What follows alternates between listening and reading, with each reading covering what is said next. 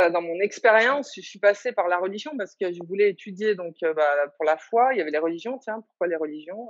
Donc je suis allée étudier, la en premier c'est la Bible que j'ai étudiée et donc oui, Jésus, en fait, priez ce qui vous fait du bien. Voilà, Jésus, il aura une belle place pour vous. Moi, il a une énorme place pour moi. Marie, Ève, il y a eu tellement de prophètes sur terre qui sont venus amener quelque chose que ça après, qu'est-ce qui vous fait vibrer à l'intérieur? Voilà.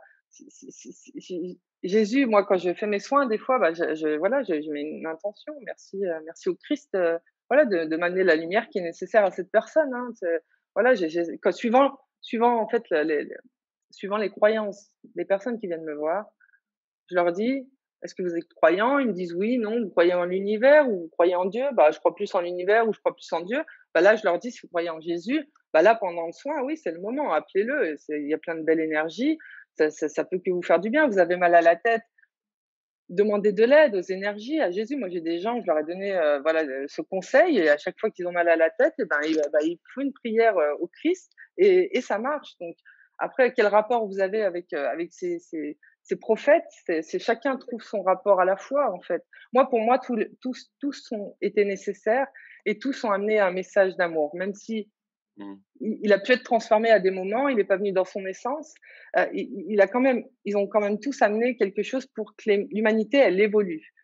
Et donc, voilà, raccrochons-nous aux derniers messagers qui sont venus nous apporter de l'amour et de l'évolution et prions-les, oui, prions-les, les anges, voilà, moi, la première croyance que j'ai eue, enfin, c'est pas une croyance, je l'ai vécue. Au départ, je me suis renseignée un peu sur l'au-delà, et puis après sur les anges. Et voilà, j'ai cherché un peu à savoir pourquoi les anges, qu'est-ce qu'ils font, comment ils peuvent nous aider.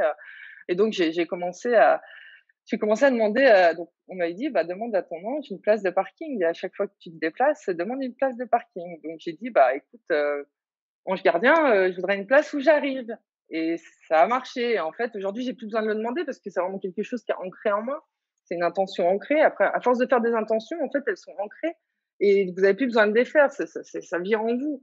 Donc, je prends ma voiture, c'est ma conscience, elle sait que je veux une place. Donc, ma conscience, elle va faire en sorte, ou avec l'ange, ou enfin, après, ça dépend de vos croyances, hein. Moi, je parle que de conscience. Mais voilà, l'univers va s'organiser en fonction de ce que vous avez envoyé comme flèche d'énergie.